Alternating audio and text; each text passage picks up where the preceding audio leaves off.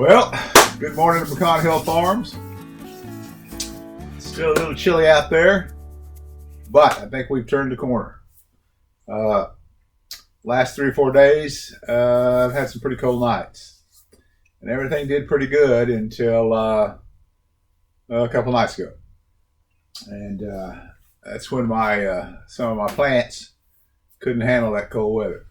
I know I planted too early, but I got to kind of get excited about spring and planting, and the weather had been warm, and you kind of get the fever. And even though they tell you, the old timers say you don't plant before Easter, I did. So anyway, I lost about 6-7 plants, which is not terrible. It's funny how some of the things you think would be susceptible to the cold, like some squashes and plants and stuff like that, made it. But one plant in particular, I had 4 of them out there, and 3 of them completely died, and one of them mostly died. Is this called a Seminole Pumpkin? I heard about these a couple years ago on a YouTube channel, and I was pretty interested in them, and so I did a little study on them. And like their name suggests, they originated with Seminole Indians down in Florida. There's records that go way back to when the Spanish landed, and one of their soldiers or such was taken captive, and he kept a diary of the Indians and their life. And these are kind of the pumpkins they grew. And what I read was they would plant them close to trees, and then they would grow, and they would grow up in the trees, and then these pumpkins would hang down from the limbs. And anyway, that's kind of the story of the Seminole Pumpkin. And they almost became where you couldn't even find the seeds anymore. But over time now, and they have kind of been reestablished. And I got my first seeds from Baker Seeds out of Missouri. And they sell unusual, rare seeds from around the world. And so what intrigued me about this Seminole Pumpkin is the fact that I can use it at least a couple different ways.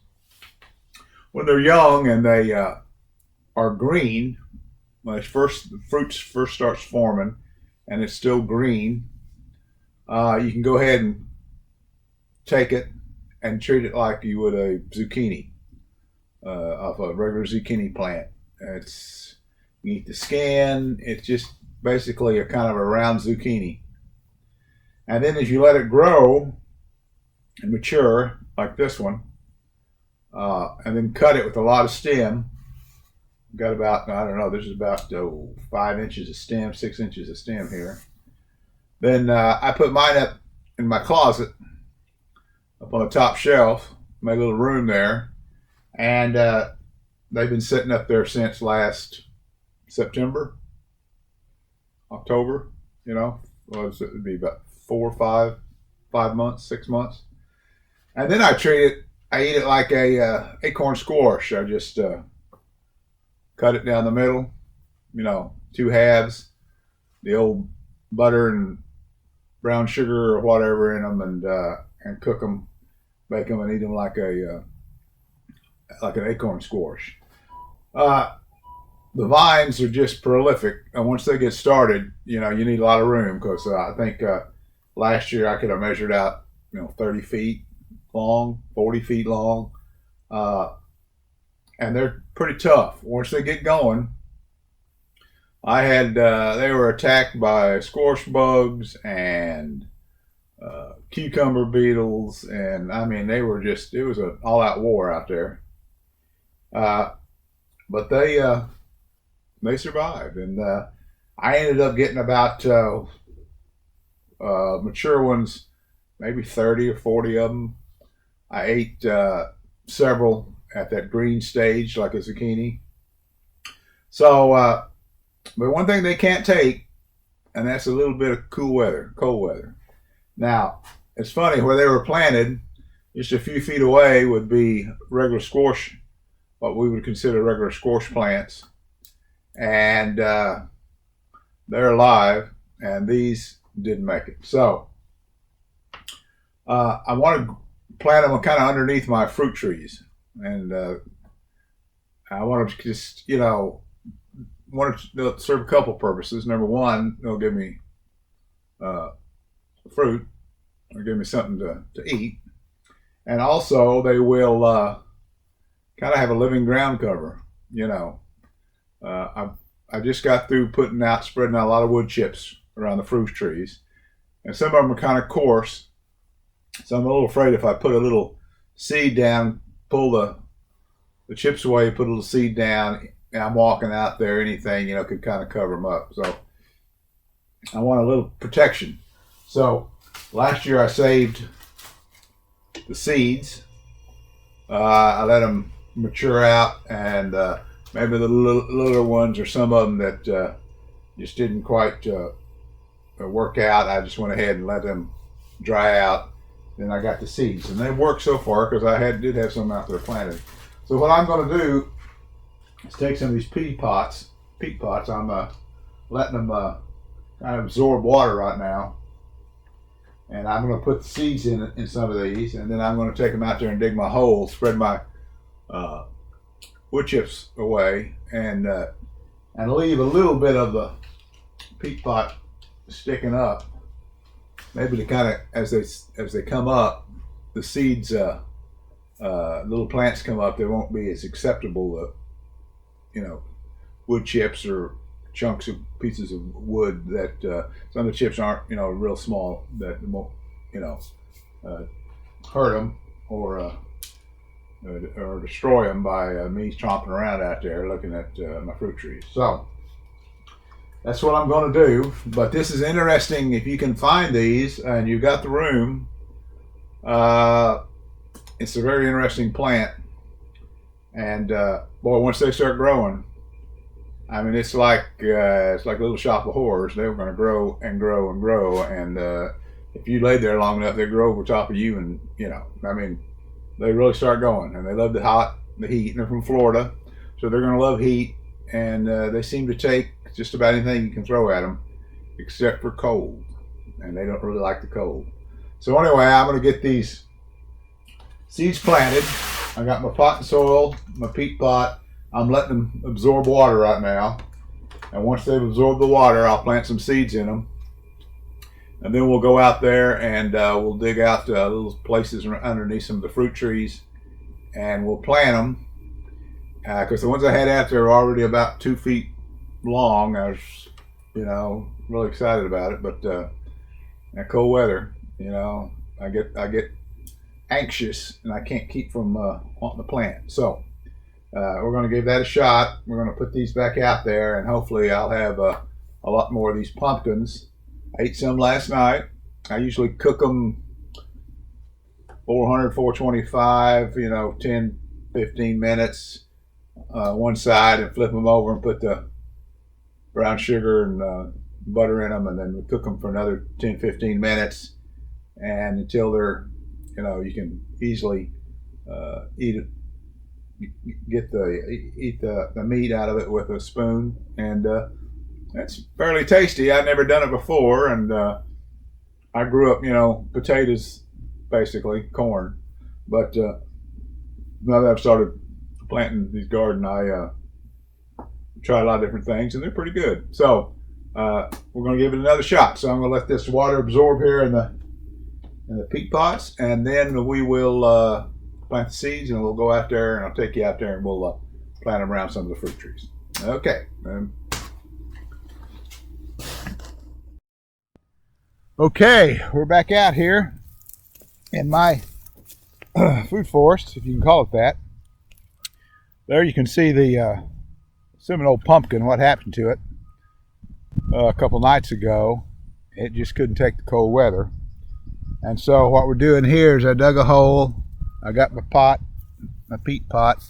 I'm just going to cut the end off of it.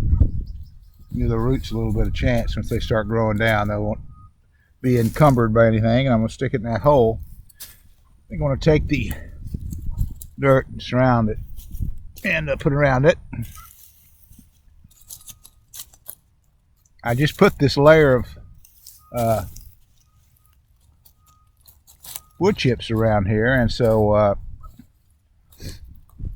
just going to kind of surround it, but leave it open before it can grow out of there. It's funny, it's that from right here, and this Seminole Pumpkin is, you know, it really suffered hard from the cold. But if you just go about 3 feet over, you can see that tomato plant is fine. And then you come scan over here another 3, 4, 5 feet over. These pepper plants and tomato plants are fine. The basil's fine. It made it. So it's amazing that, get out of the shadow here, that Seminole Pumpkin just couldn't handle that 39, 38, 40 degree weather. But the tomato next to it worked out just fantastic. So I'm going to go around and plant, this, get out of the shadow here. I'm going to go around and plant some more of these peat pots with these Seminole pumpkins and some other things out in this area here around these fruit trees. So it'll be kind of a food forest area. And I can walk out here and pick the vegetables and also the fruit maybe. There are some fruit, there are some peaches on this redskin peach tree here. This is its 3rd year, so I'm hoping to have some. I've noticed some of the others probably won't have any on them, but this one right here looks like I maybe have 25 or 30 peaches on it. So hopefully some of the others bear fruit. On this pear tree, this young pear tree up at the top, there's maybe 10 pears, so I'll have to watch that, see how that works. So this is the Seminole Pumpkin, and I'll come back later on, maybe in a couple weeks or so, that this little pumpkin will come up out of this peat pot. There is a Seminole Pumpkin over here that was damaged. This is the only one that looks like it may survive. A lot of it was damaged, but the base of it looks good. And you can see right there, I've already got these crazy cucumber beetles, and it's hadn't even got good started in April yet. And I've already got cucumber beetles and squash bugs. And I don't know if it's because we didn't hardly have any cold this winter, but it looks like I'll be battling them for the rest of the year. So this is Ben here at Con Hill Farms. I hope you enjoyed this video on Seminole Pumpkin. If you can find them, like at Baker Seed Company or any other seed company, maybe just Google Seminole Pumpkins. They're fun. They're interesting to grow. They'll put out a lot of fruit for you. I mean, a lot of little pumpkins for you, and you can eat them green. You can eat them when they mature. So it's a valuable pumpkin to have around your household, I think. And I think they're probably just good for the South. They may grow up north, but they'll get 30, 40 feet long, so you better be careful with them. So, or they'll overtake everything. Just like they'll just climb over your house if you don't watch it. So this is Ben. I hope you enjoyed this video. Please subscribe, and we'll see you on the next video.